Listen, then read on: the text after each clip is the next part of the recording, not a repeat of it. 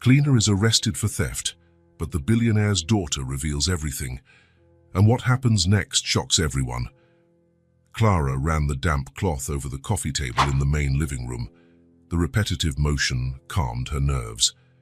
2 years in the Ellsworth mansion, and she still felt like an intruder in this palace of glass and stone that others called home. The autumn sun streamed through the high windows, creating golden beams in the air. Clara tucked a strand of blonde hair behind her ear and checked the clock. 9:15. Lucy should be coming down for breakfast soon. As if summoned by her thoughts, small footsteps echoed on the polished wooden staircase. "Clara, you're still here." Lucy's childish voice filled the hall, breaking the meticulous silence of the house. Clara smiled as she saw the 6-year-old girl skipping down the last few steps.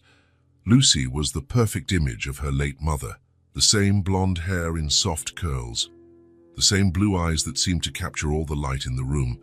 "Of course I am. I have to clean this whole huge house." Clara opened her arms to the little girl running toward her.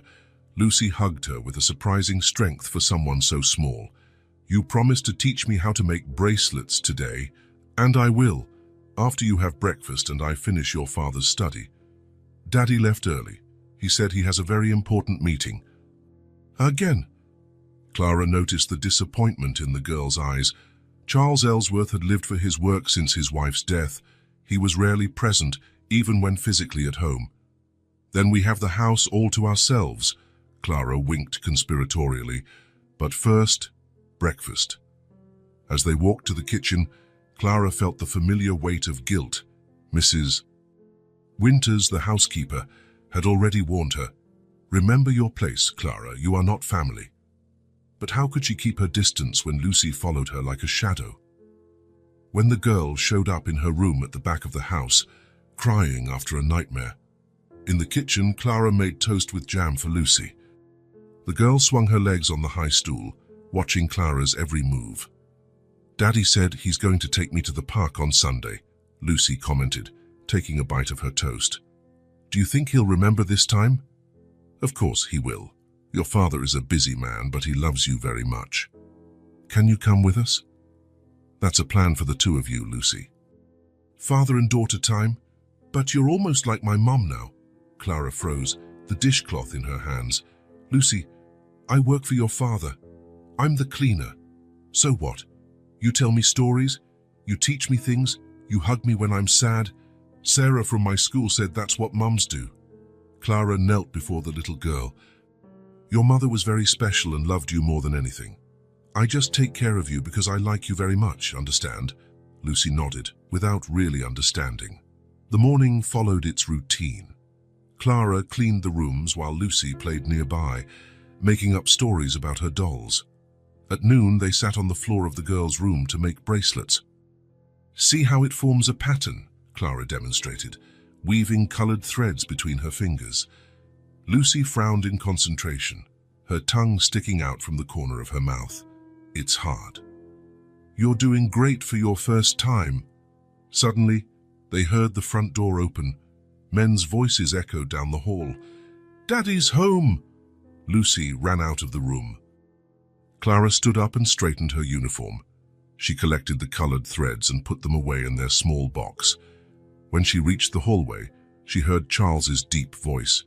"It can't have just disappeared, Brandon. It was Elizabeth's necklace." In the main living room, Charles was gesturing at his younger brother. Lucy watched from the doorway with wide eyes. Maybe you put it somewhere else," Brandon suggested, running a hand through his dark hair.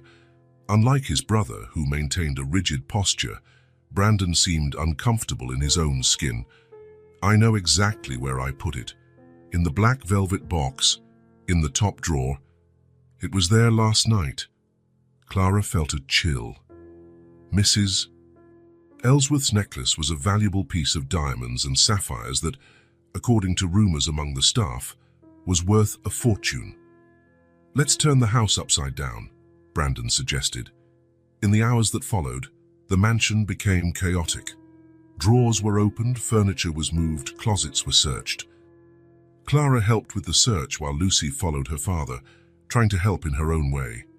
It was Jenkins, the butler, who suggested calling the police. Charles hesitated but agreed. When the police officers arrived, all the staff were gathered in the living room. Mrs. Winters, Jenkins, the gardener, the driver, and Clara. Lucy held her father's hand tightly. "When was the last time you saw the necklace?" asked the older police officer, a man with a time-worn face. "Last night.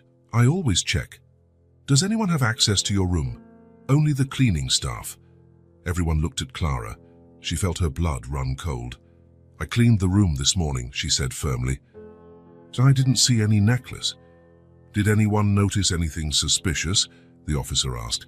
"Unlocked doors, open windows?" No one answered. "It's obvious what happened," Brandon said suddenly. "The cleaner was alone in the room. She had access. There's plenty of motive." "Mr. Brandon," Clara protested, her face flushing.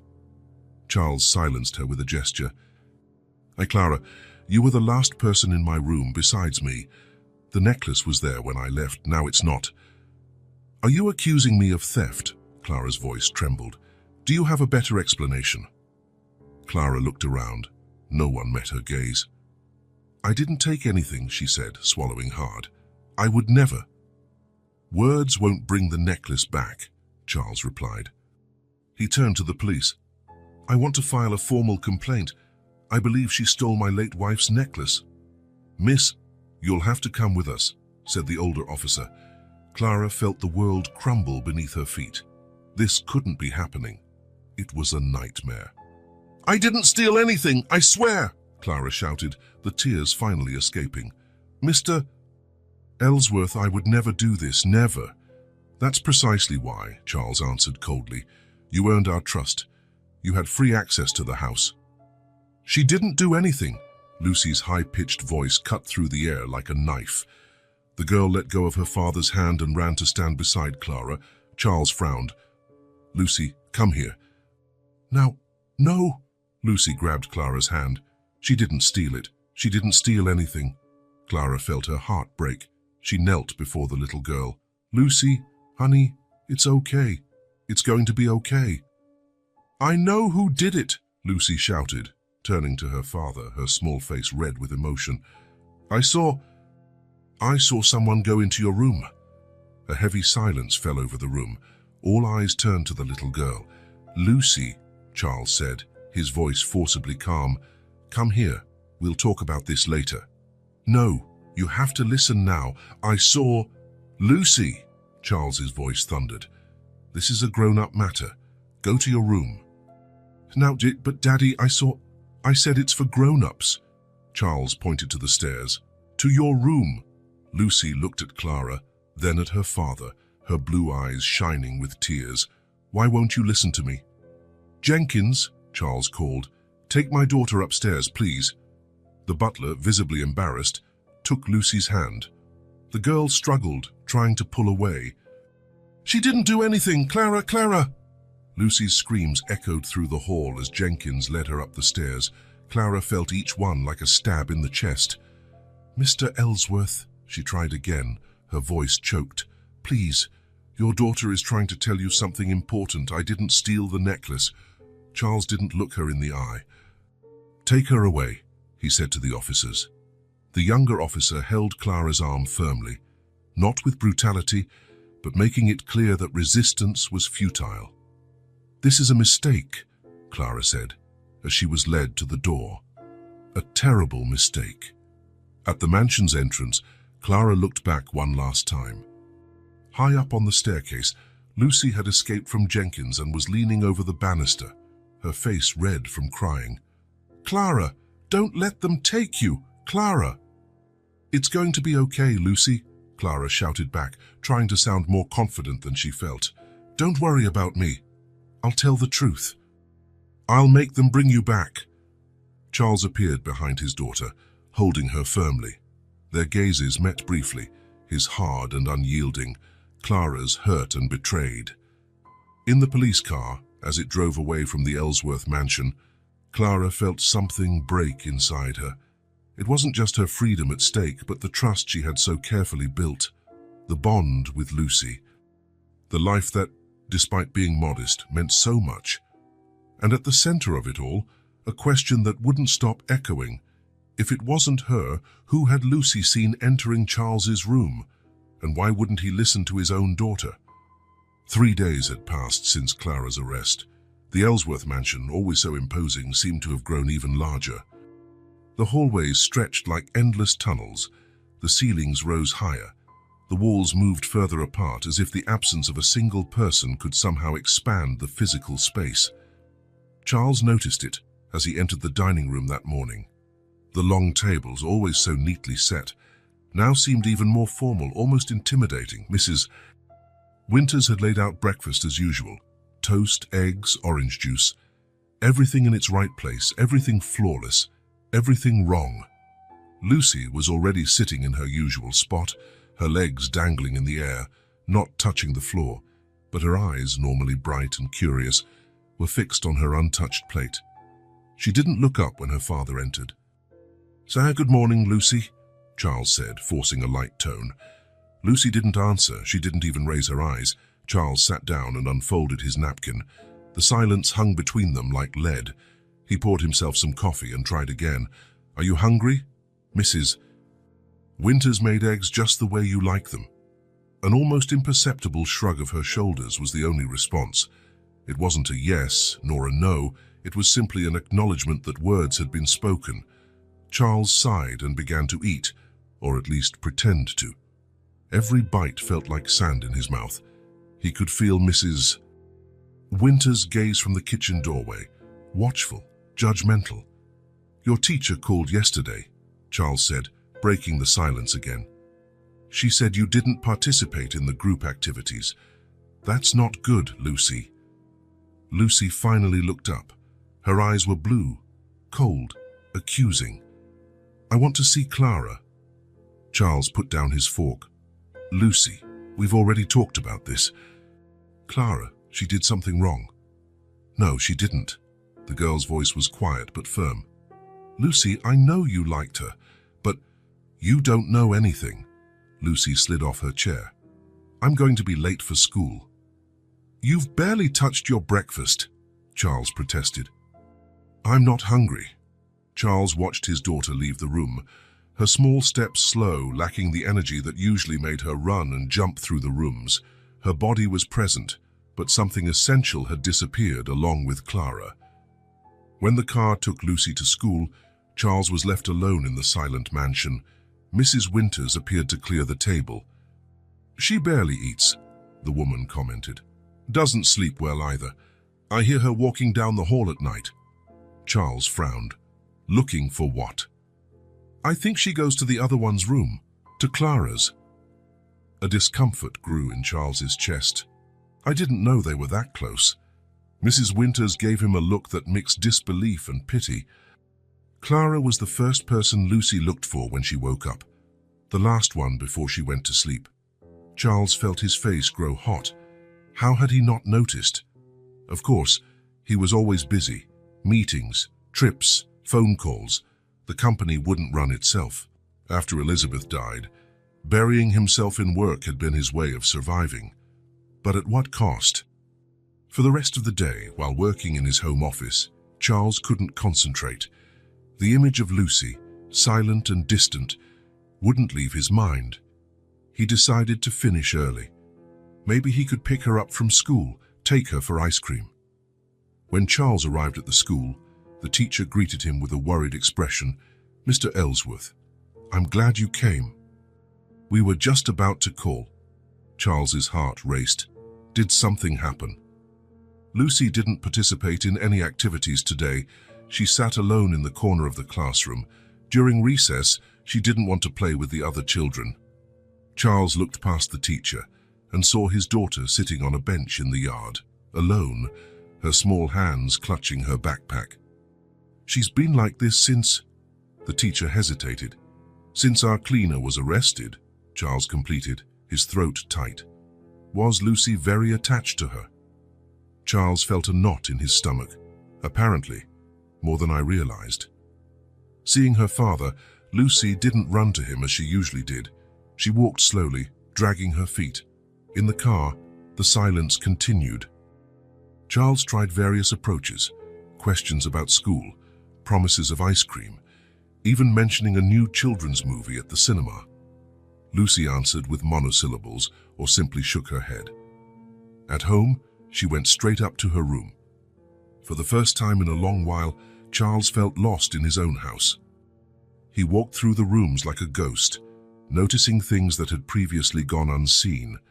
Lucy's small drawing pad on the coffee table, the colorful bracelets Clara had taught her to make hanging on his daughter's mirror. It was as if the house had become a museum of moments he had never witnessed, conversations he never heard, laughter he never shared. At dinner, the situation worsened. Lucy just pushed the food around on her plate without eating. "You need to eat, darling," Charles said, trying to sound firm but gentle. "I'm not hungry," Lucy repeated, the same words from breakfast. "Lucy, look at me." Charles waited until her blue eyes, so much like Elizabeth's, met his. "I know you're upset, but life goes on." "Not without Clara," the girl answered, her voice choked. Charles sighed. "She betrayed our trust, Lucy." "No, she didn't. She would never do that." Lucy dropped her fork with a metallic clatter. "Can I go to my room?" "You've barely touched your food. Please." The word came out like a plea. Charles nodded, defeated. Lucy slid from her chair and left the room, her footsteps nearly inaudible on the carpet. The house suddenly felt immense and completely empty. Later that night, Charles was walking down the hall when he heard a soft sound coming from Lucy's room. He stopped at the door, hesitant. It wasn't sobbing or crying, it was a small, soft voice, humming. He recognized the melody. It was a lullaby Elizabeth used to sing. The door was ajar. Charles peeked in and saw Lucy sitting on her bed, hugging a teddy bear. The girl was rocking back and forth, singing quietly to the bear. "She'll come back," Lucy murmured to the toy. "I'll make her come back, I promise." Charles felt a pressure in his chest. His daughter looked so small and fragile in that oversized room. Without thinking, he pushed the door open and went in. Lucy stopped singing but didn't look at him. "It's late," Charles said, sitting on the edge of the bed. "You should be asleep." "I can't sleep." "Nightmares?" Lucy nodded. "Clara always came when I had nightmares." Charles swallowed hard. "I can stay until you fall asleep. It's not the same." The simple, sincere words hit Charles like a punch. Of course, it wasn't the same. He was hardly ever there. He didn't know how to comfort his own daughter. "Lucy," he began, choosing his words carefully. "I know you liked Clara very much. I didn't realize how important she was to you." "You never notice anything," Lucy replied, her small voice carrying a truth Charles couldn't deny. It was true. At some point, between losing Elizabeth and drowning in work, he had stopped noticing, stopped seeing, stopped listening.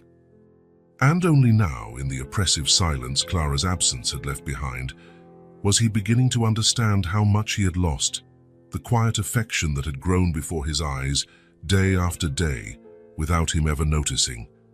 The house, which had always seemed the right size, was now too big. And the emptiness that had settled in was, ironically, too small to be ignored. A week after Clara's arrest, doubts began to eat away at Charles like a slow acid. Not that he believed in the cleaner's innocence, the evidence was too clear.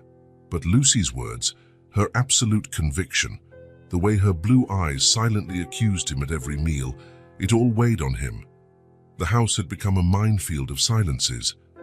Lucy barely spoke. When she did, it was only to ask to visit Clara in jail, a request Charles repeatedly denied, with a firmness that diminished each time. That morning, while having coffee alone, Lucy had refused to come down. Charles made a decision. He needed to be sure, absolutely sure. Not for Clara, but for Lucy. To be able to look his daughter in the eye and say, "See? She really did steal it. There's no doubt." He started with the butler, Jenkins was a middle-aged man, always impeccable in his uniform, with a face that rarely betrayed emotion. "Jenkins," Charles called him into his study. "I need you to be completely honest with me." "I always am, sir," the butler replied, his hands clasped behind his back. "On the day the necklace disappeared, did you notice anything strange, anything out of the ordinary?" Jenkins thought for a moment. "I can't say that I did, sir. It was a day like any other, until you discovered the theft." "And what about Clara? Any suspicious behavior, nervousness?" "Miss Wright was always quite reserved, sir." "It's hard to notice changes in someone who is already so contained."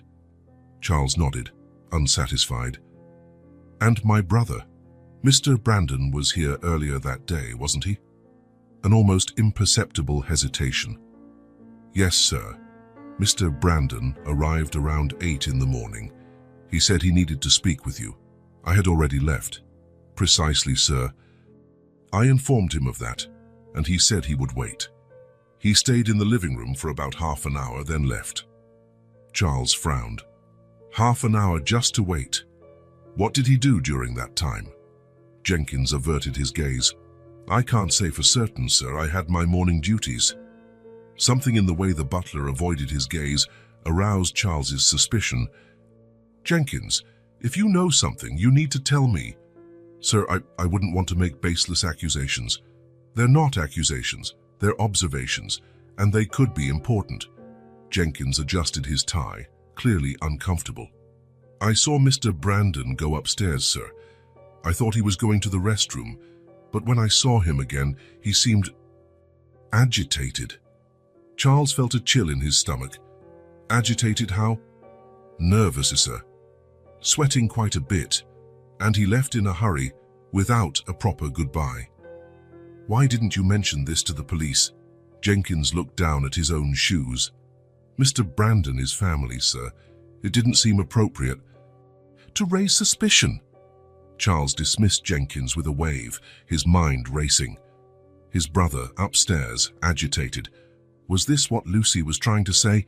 But Brandon was his brother, family. Why would he steal Elizabeth's necklace? Mrs. Winters was next. The housekeeper, with her perpetually stern face and critical gaze, received Charles's questions with visible discomfort. "Honestly, Mr. Ellsworth, I never fully trusted that girl," she said, smoothing her immaculate apron. "I always thought she overstepped her boundaries, especially with little Lucy." "What boundaries?" "A cleaner shouldn't get so close to the employer's daughter. There was something improper in the way the girl followed her everywhere." Charles felt a pang of irritation. "Are you saying Clara was doing something wrong by being kind to my daughter?" "I'm saying, sir, that there are lines that must be respected. A proper place for everyone." Mrs. Winters pursed her thin lips. "As for the theft, it didn't surprise me. People like that eventually show their true colors." "People like that? You know what I mean, sir." Charles did know, and the thought made him uncomfortable. Mrs. Winters had always had a certain veiled prejudice against people she considered her inferiors. It was never explicit, but it was always there between the lines of her comments. "Charles, thank you for your opinion, Mrs. Winters," he said dryly, dismissing her. The gardener was equally unhelpful. He had been working on the outside of the house that morning and had seen nothing. The upstairs maid said she saw Clara leaving the master bedroom in a hurry, but couldn't say if that was unusual. No one seemed willing to defend Clara openly, either because they believed she was guilty or for fear of contradicting their employer. That's when Charles decided to speak with Mrs. Palmer, the cook. She was a sturdy 70-year-old woman with white hair always tied in a tight bun. She had worked for the Ellsworths longer than any other employee since before Lucy was born. "Mrs. Palmer," Charles called from the kitchen doorway. The woman turned, her hands covered in flour. She made no move to stop what she was doing. "Yes, Mr. Ellsworth. I'd like to ask you a few questions about Clara." The cook's hands paused briefly, then resumed kneading the dough. "What do you want to know?" "Your opinion of her." "Did you know her well?" "Well enough." Mrs. Palmer's voice was neutral, but her eyes behind thick-rimmed glasses were sharp as blades. And what do you think? Was she capable of stealing? Mrs. Palmer abandoned the dough and faced Charles directly, something few employees dared to do. That girl is decent, more so than many people here. And she was the one who held your daughter when her mother was gone. Charles swallowed hard, but kept his expression impassive. What do you mean by that? The cook wiped her hands on her apron with firm movements. When Mrs. Elizabeth passed away, you buried yourself in work. Understandable. Grief is grief. But little Lucy, who comforted that child when she cried at night calling for her mother? It wasn't you, with all due respect. There were nannies, Mrs. Palmer, professionals hired to care for Lucy. Nannies who came and went like the seasons. None stayed more than a few months. The woman crossed her arms over her broad chest. Until Clara arrived. She wasn't a nanny, she was a cleaner. But she had a way with the girl, a gift. Lucy clung to her like a drowning person to a piece of wood. Charles felt his face grow hot. Still, that doesn't mean she couldn't have stolen it. No, it doesn't. Mrs. Palmer returned to her dough. But tell me something, Mr. Ellsworth. Clara worked here for 2 years. She had access to jewelry, cash, valuable objects. Why steal just now? And why Mrs. Elizabeth's necklace, of all things? The question hit Charles like a punch. It was true. Clara had had countless opportunities over the years. Why now? Perhaps an urgent need arose, he argued, more to himself than to the cook. Or perhaps... Mrs. Palmer replied without looking at him, sinking her hands into the dough with renewed force. Someone saw a perfect opportunity to blame someone who couldn't defend herself. Charles felt a wave of irritation. Are you implying someone framed Clara? Mrs. Palmer looked at him again, her small eyes piercing. I'm not implying anything, sir. I'm just suggesting you listen to your daughter. Children see things that adults ignore. They haven't yet learned to turn off their eyes and ears when it's convenient. Charles left the kitchen feeling as if he had lost a battle he didn't even know he was fighting. Mrs. Palmer's words followed him down the hall, heavy as lead. The conversations with the staff had left Charles with more questions than answers. Jenkins admitting that Brandon had been upstairs, agitated, Mrs. Winters with her hasty judgment, and Mrs. Palmer, the only one who had openly defended Clara, raising questions he hadn't considered. But what troubled him most was Lucy's certainty. The absolute conviction in her childish eyes when she said, Clara didn't steal it. I know who did. That night, after putting Lucy to bed, where she lay in silence, turning to the wall as soon as he finished reading the story, Charles locked himself in his study with a glass of whiskey. The doubts now spun in his mind like a frantic carousel. The phone rang, interrupting his thoughts. It was Brandon. Charles, how are things? Is Lucy any better? Something in his brother's voice, a certain tension disguised as casualness, made Charles grip the phone tighter. Not really. She still insists Clara is innocent. A brief silence on the other end. Children, so loyal, aren't they? But she'll get over it. She'll understand that woman betrayed your trust. Maybe, Charles replied vaguely. Brandon, on the day of the theft, you were here in the morning, right? The hesitation was almost imperceptible. Yeah, I stopped by quickly. I needed to talk about that investment, remember? But you had already left, and you waited for half an hour. Something like that. Why? Jenkins said you went upstairs. Another silence. This one longer.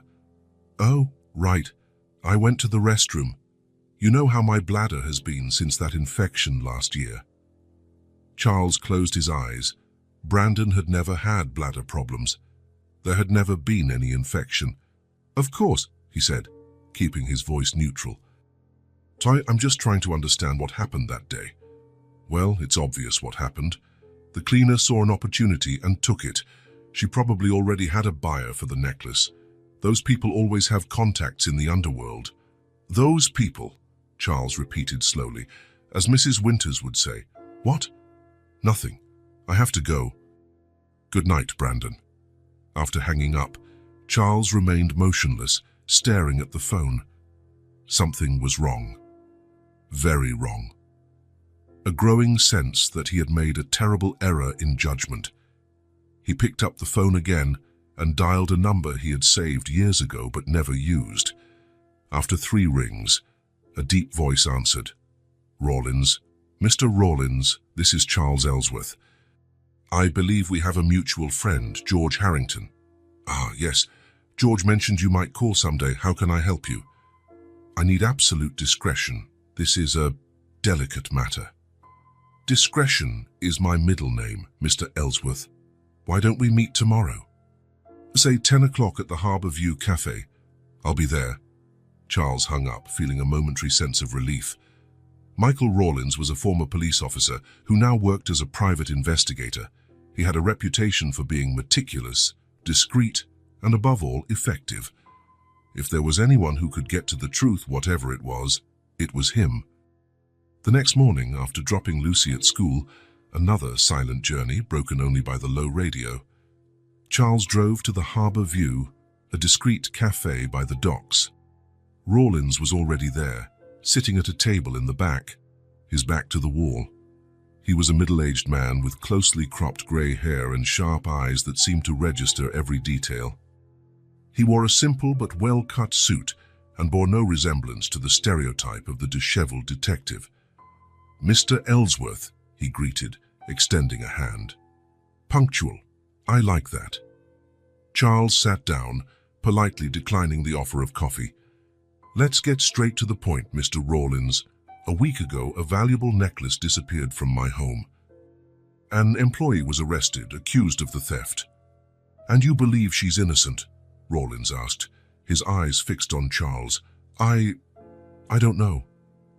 The admission cost Charles more than he expected. There was circumstantial evidence. She was alone in the room, she had access, but my daughter insists she saw someone else enter my room that day. Who? Charles hesitated. My brother, Brandon. Rawlins showed no surprise. He just nodded as if confirming something he already suspected. Children are often reliable witnesses, you know. They notice details adults ignore, and they have no reason to lie, unless they're protecting someone. Lucy adored Clara, Charles admitted. They were close. That might explain why your daughter wants to defend the employee, but it doesn't explain why she would accuse her uncle. Rawlins took a sip of his coffee. Unless she really did see him. Charles rubbed his face, feeling the weight of a week of sleepless nights. I want the truth, Mr. Rawlins. Whatever it is. And are you prepared to accept that truth, even if it's not the one you were hoping for? The question hung between them like a heavy cloud. Yes, Charles answered after a moment. I need to know. Rawlins nodded, satisfied. I'll need access to your house, to speak with the staff, to check records, cameras if you have them. Do whatever is necessary. Money is not an issue. It never is, for people like you, Rawlins commented without resentment, just stating a fact. But the truth sometimes costs more than money can buy. Charles looked at him. What do you mean? That some truths require us to abandon comfortable certainties. They require humility, the ability to admit mistakes. Rawlins closed his notebook. Are you prepared for that, Mr. Ellsworth? Charles didn't answer right away. He was used to being the man with all the answers. The man who made tough decisions without flinching. The man who didn't make mistakes. But then he thought of Lucy, sitting alone at the breakfast table, her blue eyes empty of joy. He thought of Mrs. Palmer's voice. She was the one who held your daughter when her mother was gone. He thought of Clara, a 30-year-old woman, in jail for a crime she just might not have committed. I'm prepared, he said finally. Rawlins smiled, a smile that didn't reach his perceptive eyes. Then let's begin, and Mr. Ellsworth.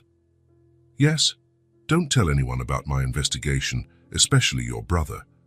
Charles nodded, feeling a chill. The truth, he realized, was already on its way. The question was, would he really be ready to hear it? Leaving the cafe, Charles felt the weight of responsibility on his shoulders. Until now, he had chosen the easy path, accusing the most vulnerable person, the one who could least defend herself. It was what Mrs. Winters expected, what Brandon wanted, what society would consider natural. But what if he was wrong? What would he say to Lucy? How would he look at Clara again? And more importantly, how would he live with himself knowing he had destroyed an innocent person's life? As he drove back to the silent, empty mansion, he thought of Lucy, how he preferred to cling to cold facts, to evidence, to logic, anything to avoid facing his daughter's feelings. It was easier to hire a detective to investigate the theft than to look a 6-year-old in the eye and admit, maybe I was wrong. The truth, Charles was beginning to realize, was like a distant echo. You can ignore it for a while, pretend you don't hear it, but eventually it comes back, stronger, clearer, impossible to deny. Some voices are only heard too late. But maybe, just maybe, it wasn't too late for him. 2 weeks had passed since hiring the detective, Rawlins. He worked quietly, interviewing staff when Charles wasn't around, gathering records, checking security cameras in the neighborhood. His presence in the mansion was almost imperceptible, exactly as Charles had requested. Meanwhile, Lucy remained immersed in her silence. She went to school, came back, did her homework, but with no life in her eyes. Like a little mechanical doll, performing programmed movements. The teacher's reports were always the same. Lucy doesn't interact. Lucy doesn't participate. Lucy seems absent. Charles tried everything. Gifts, outings, stories. Nothing worked. The chasm between them only widened. That night, he had worked late in his office. Important documents, deadlines to meet, meetings to prepare for. Work had always been his refuge when reality became too heavy to bear. It was past midnight when he finally shut down the computer and headed upstairs. The house was silent, wrapped in the shadows drawn by the night. Only the dim light from the hallway lamps guided his way. As he passed Lucy's room, he noticed a sliver of light under the door. Strange, she should have been asleep for hours. He knocked softly. "Lucy, still awake, honey?" There was no answer. Charles opened the door slowly. Lucy was sitting on the bed, hugging the old teddy bear she'd had since she was a baby. She didn't seem surprised to see him. It was as if she had been waiting. "Can't sleep?" Charles asked, entering the room. Lucy shook her head no. "Nightmares again." "They're not nightmares," she answered, her voice small. "They're memories." Charles sat on the edge of the bed, maintaining a distance he didn't know how to cross. "What memories?" "Of Clara. Of the day they took her." Charles sighed. "They always came back to this, and Lucy, we've already talked about this. I know what I saw, Daddy." There was something different in Lucy's tone, a certainty, a firmness that made her seem older than her 6 years. Her eyes, so much like Elizabeth's, met Charles's without hesitation. "Uncle Brandon came here on the day of the theft. You weren't here. I saw him go up to your room and leave quickly." Charles felt a chill in his stomach. It was the first time Lucy had said it so clearly, so directly. No crying, no shouting, just the facts, presented with the brutal simplicity only children can manage. "How do you know it was that day?" he asked, trying to keep his voice calm. "Because that was when Clara and I were making bracelets. Remember, you came home with Uncle Brandon and everyone started looking for the necklace." Charles remembered Lucy and Clara in the girls' room, colored threads scattered on the carpet. How had he not made the connection before? "Are you sure you saw Uncle Brandon go up to my room?" Lucy nodded vigorously. "I'd gone to get more thread from the hall closet. I saw him looking around like someone doing something wrong. Then he went up the stairs really fast." "And did you tell anyone this?" "I tried to tell you many times." Lucy's eyes glistened with unshed tears. "Say but you never listen." The words hit Charles like a physical blow. It was true. Lucy had tried to speak on the day of Clara's arrest. She had tried in the following days, and he had always cut her off, always interrupted, always dismissed her. "I'm listening now," he said softly. "What else did you see?" He wasn't upstairs for long. Then he came running down. He was running his hand through his hair, like this. Lucy mimicked the nervous gesture Charles knew so well, a tic Brandon had had since childhood. "When you came home with him later, he pretended he had just arrived too." Charles felt something break inside him, a certainty, a conviction that until that moment had resisted all doubts. Lucy's voice, ignored for so long, finally echoed with clarity in his mind. Brandon, his own brother. "Why would Uncle Brandon do that?" he asked, more to himself than to Lucy. "I don't know," she answered with the brutal honesty of children. "Grown-ups do bad things sometimes." Charles swallowed hard. "Lucy, why didn't you tell me this before?" "So clearly." The girl hugged her bear tighter. "I did, many times. You didn't want to listen." Another undeniable truth. How many times had Lucy tried to say exactly what she was saying now? How many times had he silenced her, convinced that he knew more, understood more, saw more? "I'm listening now," Charles repeated, moving closer to his daughter. "And I believe you." Lucy looked at him with surprise, as if those words were an unexpected gift. "Really? Really? And I'm going to fix my mistake."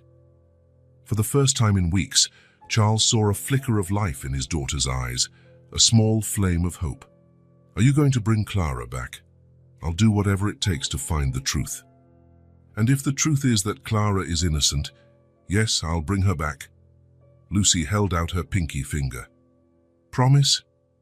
Charles hooked his finger with hers, sealing the pact as they did when she was smaller. "I promise." When Lucy finally fell asleep, Charles remained by her bed, watching her peaceful face.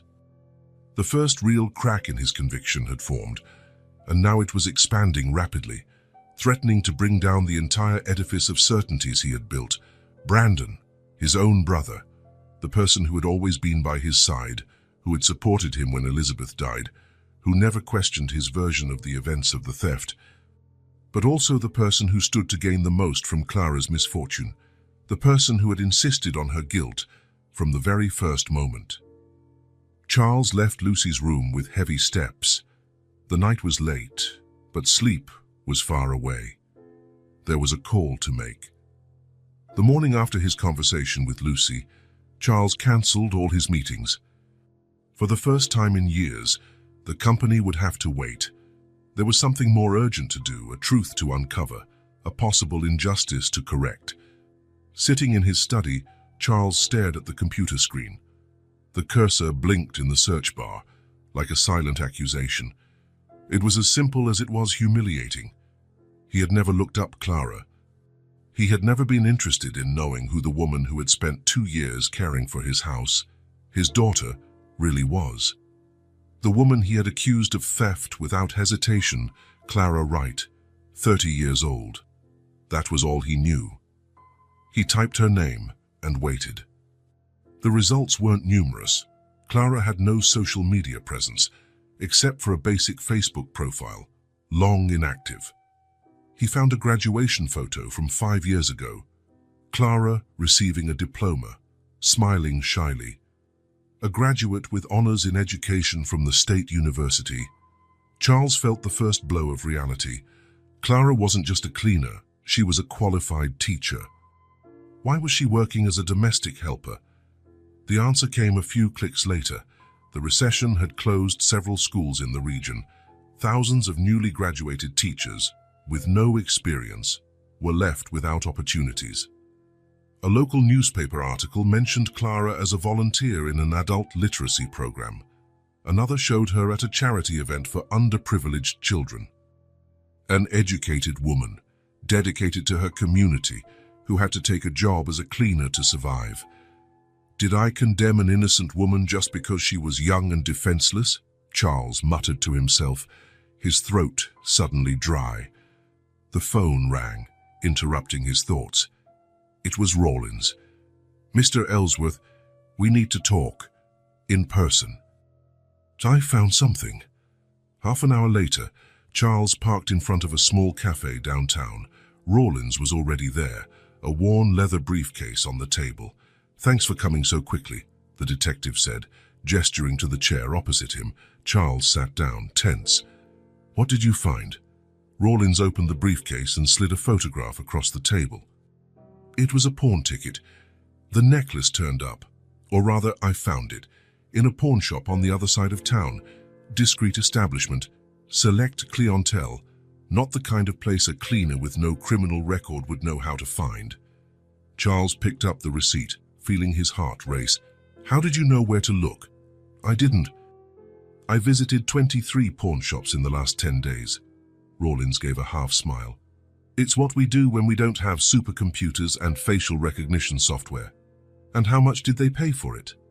$20,000, a fraction of its real value. "Who sold it?" Rawlins slid over another sheet of paper, a copy of a fake ID with a poor quality photo. "A man named James Peterson, obviously a fake ID. But what was interesting was the clerk's description." Charles held his breath. "And what did he look like?" "Tall, elegant, well-dressed, spoke like someone educated, probably from a wealthy family. But he was nervous, very nervous, hands shaking, constantly looking over his shoulder." Charles closed his eyes. "Brandon, it had to be." "The clerk said one more thing," Rawlins continued. "The man had a tic. He kept running his hand through his hair, like this." He demonstrated the gesture. It was like a punch to the gut, the same gesture Lucy had described the night before. Brandon's nervous tic since childhood. "I want that necklace back," Charles said, his voice firm. "Already taken care of." I explained the situation, showed them the necklace's documentation. They agreed to return it upon reimbursement of the $20,000. "And the police?" Rawlins hesitated. "I haven't involved them yet. I thought you might want to check a few things first." Charles understood the implication. Rawlins was giving him a chance to confront Brandon before making it official, a professional courtesy, or perhaps just human empathy. "Thank you," he said simply. After leaving the cafe, Charles didn't go home. Instead, he drove to the building where Brandon worked, an investment firm in the financial district. He had no plan, just a visceral need to confront his brother, to look him in the eye and ask why, but Brandon wasn't there. His secretary, an efficient woman with heavy-rimmed glasses, informed him that he had taken a few days off. "Personal matters," she explained, without going into detail. Charles thanked her and left, more puzzled than before. Brandon never took days off. He was as much of a workaholic as he was. He decided to stop by his brother's apartment, a luxurious flat on the east side of the city. The doorman, who had known Charles for years, informed him that Brandon wasn't in. He left yesterday with 2 suitcases, said he'd be away for a while. The sense of alarm grew. Was Brandon running away? Back in the car, Charles called Rawlins. "My brother's gone, took days off, left with suitcases. This isn't normal." "How much does he owe?" Rawlins asked directly. "What do you mean? Men like your brother don't steal family heirlooms for fun, Mr. Ellsworth. They do it when they're desperate. So how much does he owe? And to whom?" Charles didn't know how to answer. Brandon's financial life had always been a mystery. He earned well, lived well, but always seemed to need more. Occasional small loans, investments he asked Charles to partner in, deals that never fully materialized. "I don't know," he admitted. "But I'm going to find out." Over the next few hours, Charles delved into his brother's financial life with a determination that surprised himself. He called mutual friends, business partners, even the accountant at the firm that managed Brandon's personal finances. What he discovered left him cold. Brandon owed money to loan sharks. A lot. Sports betting, high-stakes poker games, risky investments that went wrong, a spiral of debt that had been growing for at least 2 years. "He's in over his head, Mr. Ellsworth," the accountant confided, after much insistence on the confidentiality of the conversation. "I tried to warn him, tried to get him to seek help. But your brother. He always believes the next big deal will solve everything."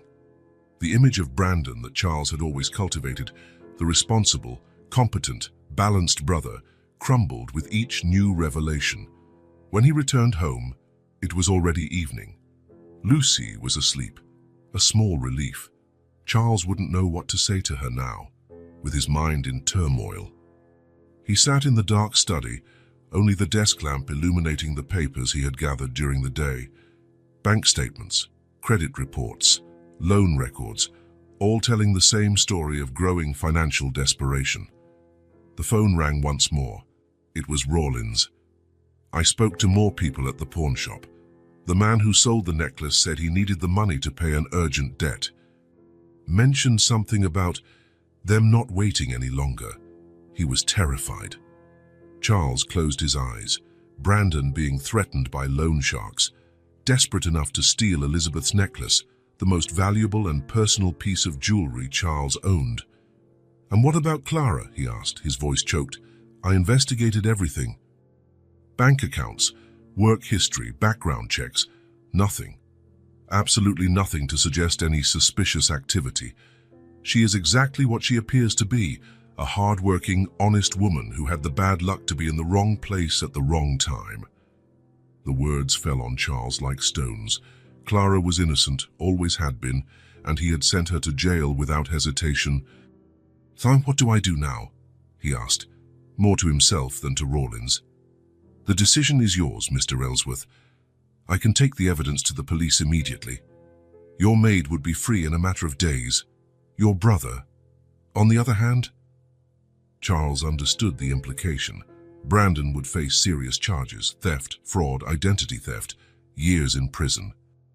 "I need to think," he said finally. After hanging up, Charles remained motionless in the darkness of the study. The hours passed as his mind replayed every moment since the necklace disappeared, every decision, every mistake. The image of Clara being taken away by the police while Lucy screamed. The easy, almost automatic conviction that the cleaner was guilty. The way he had ignored his daughter's protests, the inconsistencies in the story, the signs that something was wrong. Did I condemn an innocent woman just because she was young and defenseless? The question he had asked himself earlier now had a painfully clear answer. Yes, and why? Because it was convenient. Because a guilty cleaner made more sense in his organized world than a desperate, lying brother. Because Clara didn't matter, not really. She was just the maid, a faceless figure, without a story, without humanity. Charles stood up and walked to the window. The night was clear, starry. Somewhere in the city, Clara was in a cell, paying for a crime she hadn't committed. Alone, confused, betrayed. For the first time, Charles truly saw her, not as a maid, a function, a social role, but as a person, a 30-year-old woman, intelligent, educated, kind to his daughter, a woman who comforted Lucy during her nightmares, who taught her to make bracelets, who brought light into a house that had grown dark after Elizabeth's death. A woman whose life he had destroyed with a single accusation. The decision formed in his mind with crystalline clarity. He picked up the phone and dialed Rawlins' number. "Take everything to the police first thing in the morning," he said without preamble. "I want Clara free as soon as possible. And your brother." Charles closed his eyes. Brandon was family. His only brother, a childhood accomplice and a confidant, support in difficult times.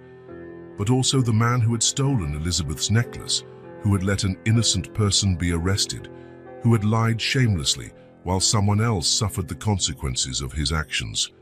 "Do what's necessary," he finally replied. "The truth needs to come out." Completely. As he hung up, Charles felt an immense weight leave his shoulders, replaced by another, different one, the weight of responsibility. He would have to fix what he had broken. He would have to face Clara, ask for forgiveness, try to compensate her somehow, though he knew nothing could erase the days she had spent unjustly in prison. And he would have to explain everything to Lucy, how the father she trusted had failed so completely, ignoring her voice, devaluing her testimony. The doubt that had started as a small crack had now grown, tearing down walls, exposing truths that could no longer be denied. And in the midst of the ruins, Charles finally saw clearly, not just what happened to the necklace, but something much deeper about himself, about his prejudices, about the man he had become. The question was no longer, did I condemn an innocent woman? But how can I become the kind of man who would never make such a mistake again? Before going to the police, there was a stop Charles needed to make. An unavoidable conversation, no matter how painful it would be. The day broke overcast, with a fine drizzle that blurred the city's outlines. Charles drove in silence, his hands gripping the steering wheel with unnecessary force. The evidence Rawlins had gathered was on the passenger seat, inside a brown leather briefcase, irrefutable proof of Brandon's guilt. But he didn't need proof.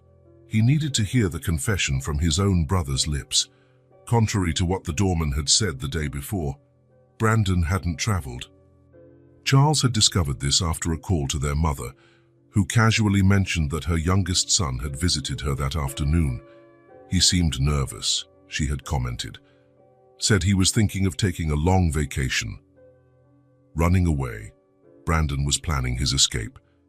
The building where his brother lived was an elegant edifice on the east side of the city, with a facade of glass and marble. The kind of place that required a generous salary or mounting debt to maintain. Charles parked and went straight up, without announcing himself. He knew Brandon's routine. At this time of the morning, he would be getting ready to leave, having his coffee while checking emails on his tablet.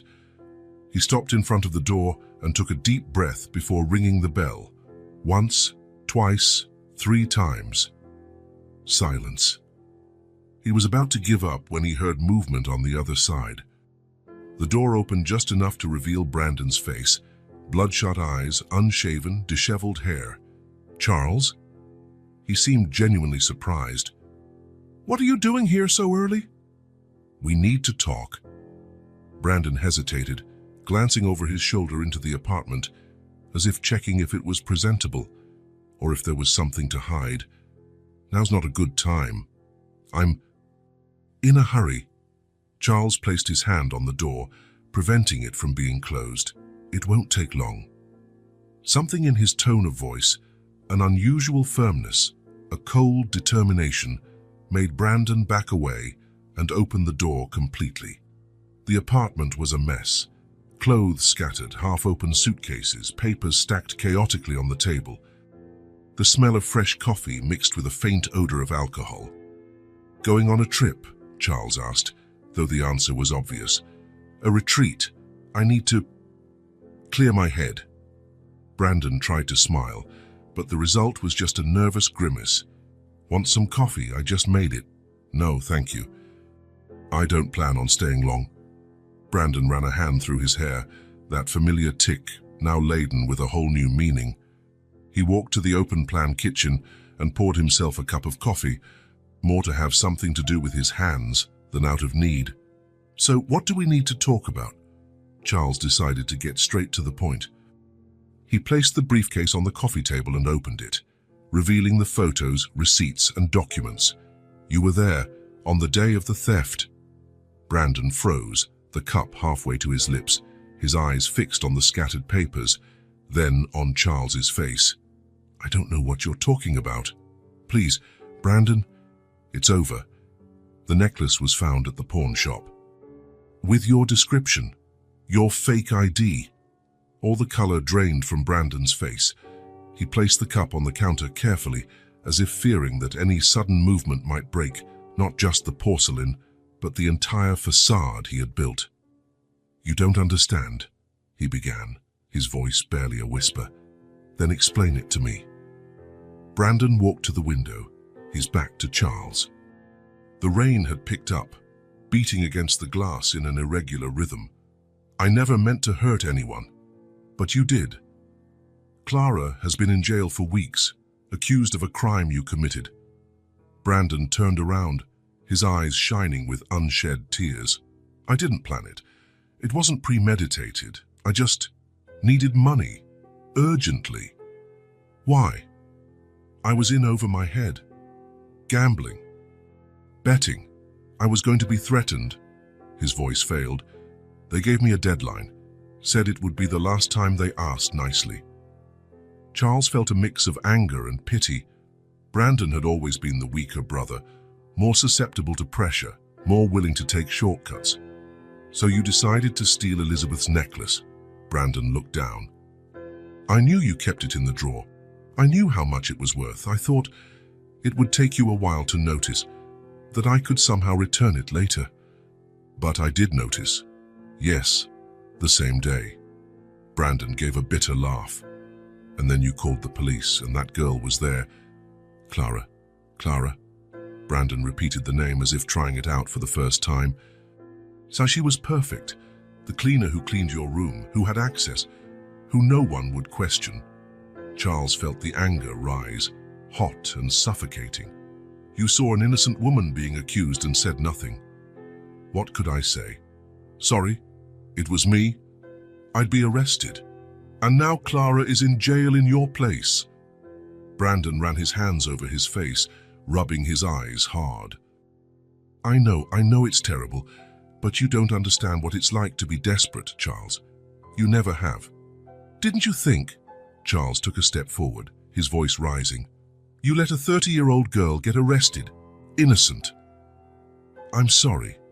The words came out weak, pathetic in their inadequacy. You're sorry? Charles shook his head, incredulous. I'm sorry doesn't fix anything, Brandon.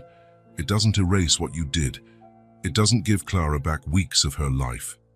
What do you want me to do? The tone was almost pleading. I want you to own up, to go to the police and confess, to clear her name. Brandon looked down, his eyes fixed on the floor. His silence was answer enough. You're not going to do it, are you? Charles stated, the disappointment evident in his voice. I can't go to jail, Charles. I wouldn't survive in there. And Clara, does she deserve to be there? Brandon didn't answer. There was no possible answer that wouldn't condemn him further. Charles gathered the documents and put them back in the briefcase. His decision was already made. I'm going to the police today, with or without you. Charles, please. Brandon took a step toward him, his eyes pleading. We're brothers, family. Family doesn't do what you did. Charles walked to the door, stopping with his hand on the knob. You have until noon. If you don't turn yourself in voluntarily, I'm taking everything to the police. Brandon looked like a drowning man, desperately searching for something to hold on to. You'd really ruin my life over a maid. The question hung in the air, laden with all the assumptions, prejudices, and privileges that Charles himself had shared until recently. No, Brandon. You ruined your own life, and you almost destroyed an innocent person's in the process. Charles left, closing the door firmly behind him. In the silent corridor of the luxurious building, he felt a suffocating mix of shame and outrage. Shame for sharing the blood of someone capable of such cowardice. Outrage for having been so blind, so willing to believe the worst about Clara and the best about Brandon. As he drove back home, the rain fell harder, as if the sky itself shared his indignation. A question echoed in his mind, unanswered. How do you fix something so completely broken? Charles drove back home through the now heavy rain.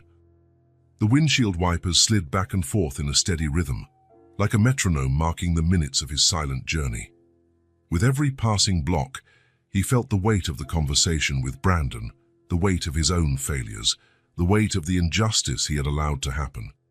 Sometimes the truth doesn't set you free. Sometimes it just transfers the burden from one shoulder to another. When he parked in the mansion's driveway, he noticed something was different. The light in Lucy's room was on, even though it was only 7:30 in the morning. She usually didn't wake up until 8, when Mrs. Winters would come to call her for breakfast. Charles entered the house quietly, leaving his wet coat on the rack in the hall. He went up the stairs, feeling each step like a small mountain to be climbed. How would he explain everything to Lucy? How would he say that she had been right all along? That the father she was supposed to trust had failed to listen to her? The door to Lucy's room was ajar. Charles knocked softly before pushing it open. Lucy was sitting on the edge of her bed, still in her pajamas, her messy blonde hair framing her small face. She was hugging the old teddy bear against her chest, as she always did when she was anxious. Her blue eyes met Charles's immediately, bright and alert. "You went to see Uncle Brandon," she said. It wasn't a question. Charles felt a shiver run down his spine. How did she know? "Yes," he answered simply, entering the room.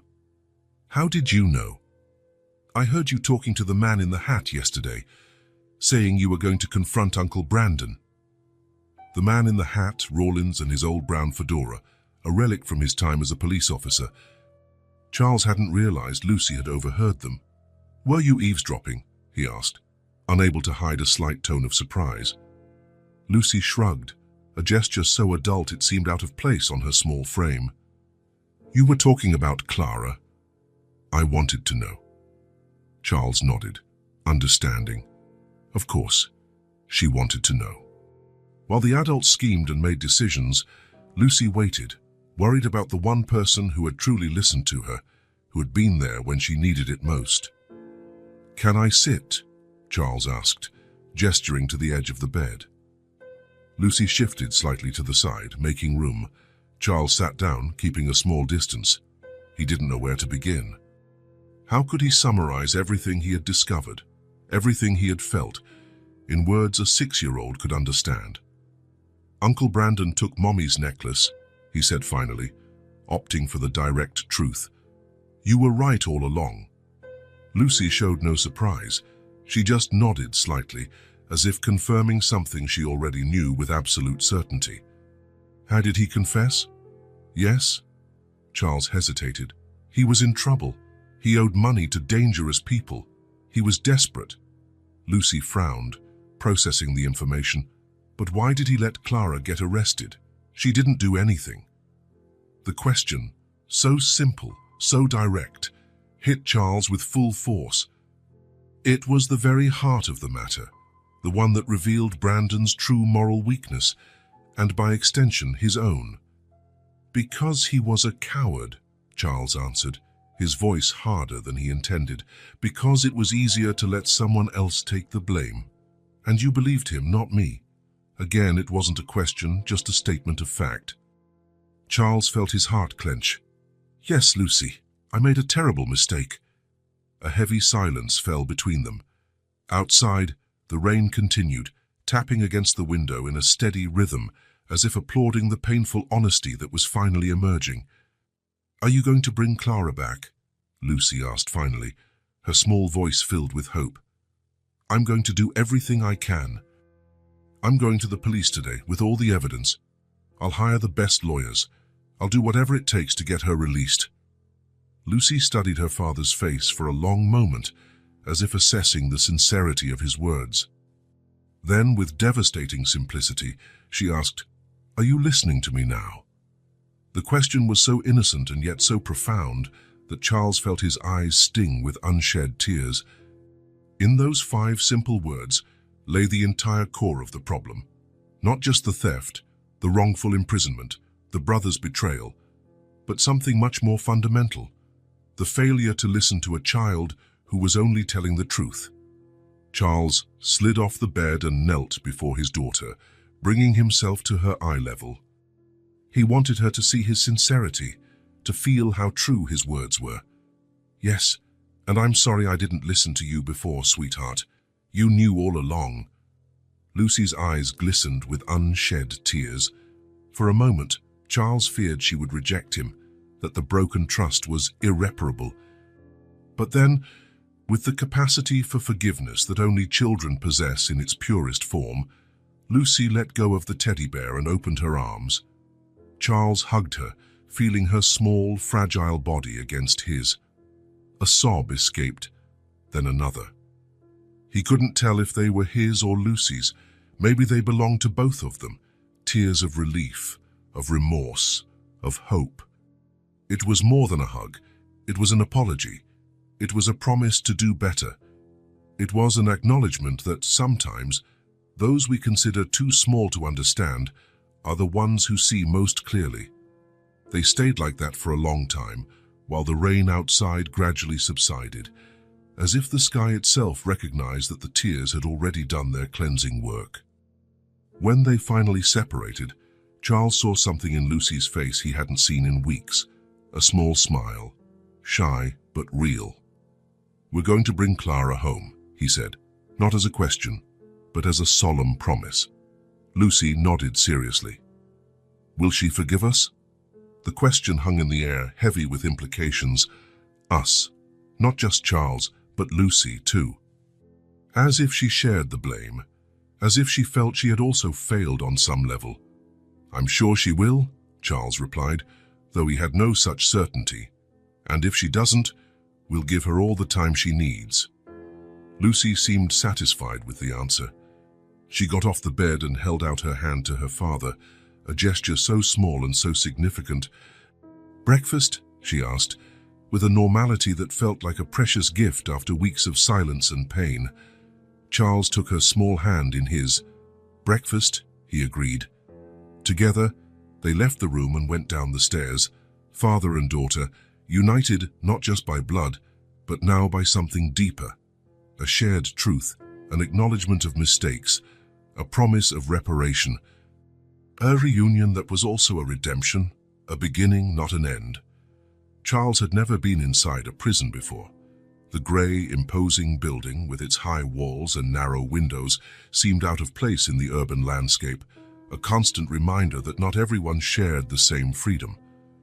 After passing through metal detectors, searches and security procedures, Charles was led to a visiting room. It wasn't like in the movies. No glass partitions, no phones for communication, just a simple room with plastic tables and chairs bolted to the floor. A guard stood discreetly in the corner, watching without interfering. Charles sat down, his hands sweating slightly. What would he say to Clara? How could he ask for forgiveness for something so serious? The door on the other side of the room opened, and Clara entered, accompanied by another guard. Charles almost didn't recognize her, not because of the orange prison uniform, nor her blonde hair lacking its usual shine. It was her expression, a mixture of caution and resignation he had never seen on her face before. Clara stopped for a moment upon seeing him, clearly surprised. She was probably expecting her lawyer, not the man who had sent her to this place. "Mr. Ellsworth," she said formally, approaching the table. "Clara," Charles replied, his voice softer than he intended. "Thank you for agreeing to see me." She sat down across from him, maintaining an erect, dignified posture. Her hands, which Charles remembered always being in motion, cleaning, organizing, weaving bracelets with Lucy, now rested quietly on the table. "I didn't think I had a choice," she answered honestly. Charles felt the blow. Of course, she thought that. In the hierarchy he himself had established, what was a request from the boss but a disguised order? "You always have a choice, Clara, always." An uncomfortable silence settled between them. Outside, life went on. Inside, time seemed suspended, as if waiting for truths to be spoken before it could flow again. "Lucy asks about you every day," Charles finally said. Something changed in Clara's face, a softening, a light in her eyes that had been dull until then. "How is she?" "Sad, angry, wiser than any 6-year-old should be." Charles hesitated. "She knew all along. She tried to tell me. I didn't listen." Clara nodded slightly, unsurprised. Lucy was always observant. She sees things most people ignore. She saw Brandon enter my room that day. She tried to tell everyone. No one believed her. Clara looked up, meeting Charles's eyes for the first time. "Brandon, your brother?" Charles felt the weight of shame increase. She didn't even know who had truly wronged her. Yes, he was the one who stole the necklace. He confessed. Clara absorbed the information in silence. Her face showed no anger, no triumph, just a weary acceptance. Why? Debts, gambling. He was being threatened. Charles made a vague gesture with his hand. None of that matters, really. Nothing justifies what he did, what we did. Clara looked away, her gaze fixed on a distant point on the opposite wall. 3 weeks, she said softly. 3 weeks in here, wondering what I could have done wrong, trying to understand why everyone so easily believed I was capable of stealing. The answer hung in the air, unsaid but perfectly clear. Because she was the maid, the disposable person, the one who didn't truly belong in that world. I came to ask for your forgiveness, Clara. Charles leaned forward, his eyes fixed on the young woman's face. I know I don't deserve it. I know words can't erase what you've been through, but I need you to know how sorry I am, how ashamed I am of what I did. Clara looked back at him. There was a maturity in her gaze that went beyond her 30 years, the forced maturity of someone who had learned, in the worst possible way, how the world really works. You took care of my daughter like no one else, and I treated you like you were nothing.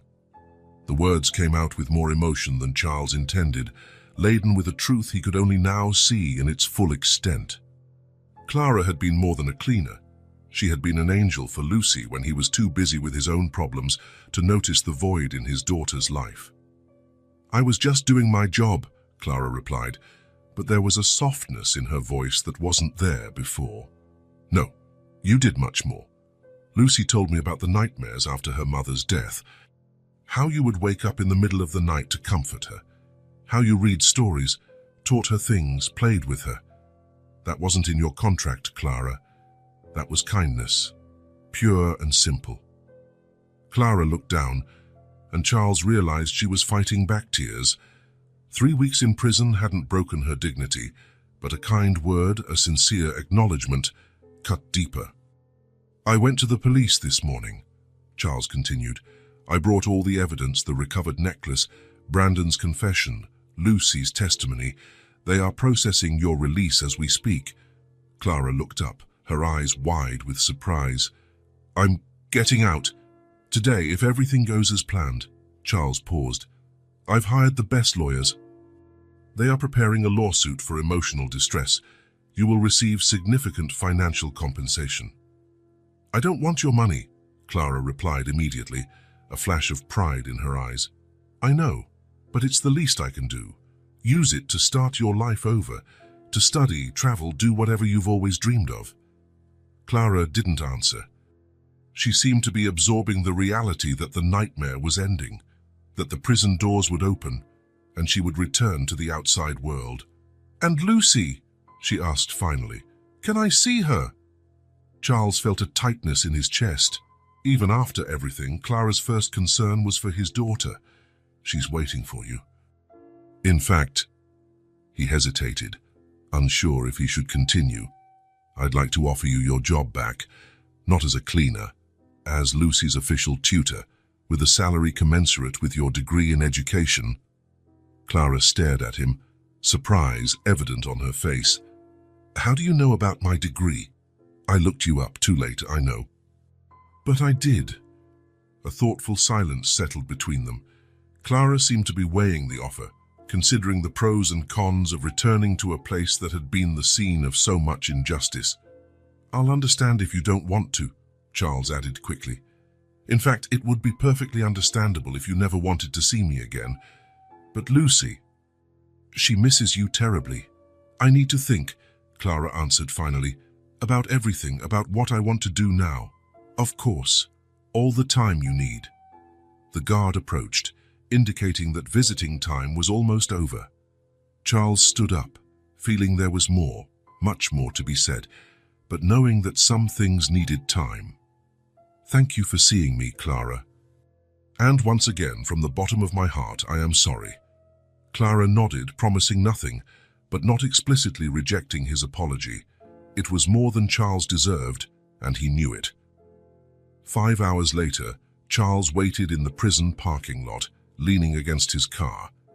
The lawyer had called. The release was processed. The documents signed. Clara would be out any moment. The afternoon sun bathed the grey courtyard in a golden light that seemed almost ironic, as if nature were trying to compensate with beauty for what men had built with coldness. Finally, the doors opened. Clara walked out, carrying a small bag with her belongings. She had changed out of the prison uniform and into her own clothes, simple jeans and a light blue blouse. She stopped for a moment, breathing in the fresh air deeply, as if trying to wash the weeks of confinement from her lungs. Charles approached hesitantly, unsure if his presence would be welcome. "Can I give you a ride home?" Clara looked at him for a long moment. "Thank you, but I'll call a cab. I need some time alone." Charles nodded, respecting her decision. "I understand, but if you change your mind about the job offer, or if you just want to see Lucy..." "Tomorrow," Clara said, surprising him. "I'll come by tomorrow to see Lucy. Just her, for now." A small sense of relief washed over Charles. It was a start. A small step in the right direction. She'll be thrilled. The next day, promptly at 2 in the afternoon, the doorbell of the Ellsworth mansion rang. Lucy, who had spent the entire morning alternating between frantically tidying her room and anxiously watching from the window, ran to the door before any adult could reach it. "Wait, Lucy," Charles called, coming down the stairs quickly. "Let me check first." But it was too late. Lucy had already opened the door, and there stood Clara, wearing a simple dress and carrying a small gift bag. For a moment, no one moved. It was as if time had frozen, as if the entire universe was holding its breath, waiting for what would come next. Then Lucy let out a cry of pure crystalline joy and ran to Clara, hugging her with all the strength her small arms could muster. "You're back! You're back!" she repeated like a mantra, as tears of happiness streamed down her face. Clara knelt, hugging Lucy back with equal intensity. Her eyes were also moist, but there was a smile on her face, a true smile, that reached her eyes in a way Charles hadn't seen since before the incident. "I told you you'd be back," Lucy declared, pulling away just enough to look at Clara's face. "I knew it." Clara ran a hand through Lucy's hair, a gesture so familiar and yet so new, now charged with a deeper meaning. "Thank you for helping me," she said softly. "You are a very special little girl." Lucy smiled, her face lit with a joy that had been absent for weeks. "Are you staying?" Clara hesitated, glancing briefly at Charles, who remained at a respectful distance, watching the reunion. "I just came to visit today," she answered gently. "I brought something for you." She handed the bag to Lucy, who opened it eagerly. Inside was a small bracelet-making kit, colored threads, beads, clasps. "So we can pick up where we left off," Clara explained. Lucy hugged the gift to her chest as if it were the most precious treasure in the world. And in a way it was, a symbol of continuity, of return, of healing. "Come on," Lucy said, taking Clara's hand. "Let's go to my room. I have so much to tell you." Before following Lucy up the stairs, Clara looked at Charles one more time. There wasn't complete forgiveness in her gaze. That would come with time, if it came at all. But there was something equally valuable, a beginning. A willingness to build something new from the ruins of what had been destroyed. Charles nodded slightly, a silent thank you for this second chance he knew he didn't deserve. As he watched Lucy lead Clara upstairs, their voices blending in an excited conversation that echoed through the previously silent house, Charles understood a fundamental truth. Forgiveness doesn't erase the past. It doesn't undo mistakes. It doesn't eliminate scars, but it heals, slowly, imperfectly, but it heals. And sometimes, that's all you can hope for. And all that really matters. 2 weeks after Clara's release, Charles gathered all the mansion's employees in the Grand Hall. Mrs. Winters, Jenkins, Mrs. Palmer, the gardener, the maids, everyone was present, curious about the reason for the unexpected summons. Clara was also there, at Charles's invitation. She stood near the door, as if not yet feeling completely at ease in the space that had once been her workplace. In recent weeks, she had visited Lucy regularly, but had always maintained a polite distance from the other staff, especially those who had remained silent during her accusation. Charles cleared his throat, getting everyone's attention. He seemed nervous, a rare sight for a man usually so self-assured. "Thank you for being here," he began. "I know you have your duties, so I'll be brief. I've gathered you to do something I should have done a long time ago. Admit my mistake and apologize." A murmur went through the room. Some glanced at Clara, others looked down, uncomfortable. As you all know, Clara was unjustly accused of a crime she did not commit. A crime for which my own brother is now answering to the law. Brandon had turned himself into the police the day after his confrontation with Charles, not out of nobility, but because he realized he had no choice. The evidence was overwhelming. He was now out on bail, awaiting trial. I failed not only Clara, but all of you. I fostered an environment where the truth was stifled by fear and prejudice, where an accusation could destroy someone's reputation without question. That ends today. Charles looked directly at Clara, who watched him with a neutral, hard-to-read expression. "Clara, in front of everyone who witnessed your unjust humiliation, I ask for your forgiveness. I know words are not enough, which is why I've taken concrete steps." He made a gesture, and Jenkins approached with an envelope, which he handed to Clara. "This is a check as financial compensation for the damages caused. It doesn't represent what you deserve. No amount of money could, but I hope it helps you rebuild your life in any way you choose." Clara opened the envelope, and her eyes widened slightly at the amount. It was more money than she had ever imagined possessing. "Furthermore," Charles continued, "I would like to formally offer you the position of educational tutor for Lucy, with a salary commensurate with your degree in education and full freedom to implement the educational program you see fit." A complete silence filled the room. Mrs. Winters looked particularly shocked. The cleaner, now an educational tutor, with authority over the Ellsworth heiress's education. "I know we've discussed this privately," Charles added, "but I wanted to make the invitation official in front of everyone, so there is no doubt about your position in this house from now on." Clara took a step forward, the envelope still in her hands. All eyes turned to her. "Mr. Ellsworth, I accept your offer and your apology." Her voice was calm but firm. "Not for you, but for Lucy. She deserves stability and consistent educational support." A collective sigh of relief went through the room. The tension that had hung in the air began to dissipate. "As for the rest of you," Charles looked at the staff, "I expect you to treat Clara with the respect she deserves. Any sign of disrespect or prejudice will result in immediate dismissal. Is that clear?" Everyone nodded, some more enthusiastically than others. Mrs. Palmer, the cook, was the only one to smile openly. She had always believed in Clara's innocence. "Excellent. Now I'm sure you all have work to do. Clara, if you could stay for a moment." As the staff dispersed, Charles approached Clara. "Thank you for accepting. Lucy will be overjoyed. As I said, I'm doing it for her." Clara put the envelope in her purse, "But I appreciate the public gesture. It was important. You can start whenever you'd like. Your old room has been prepared, in case you prefer to live here.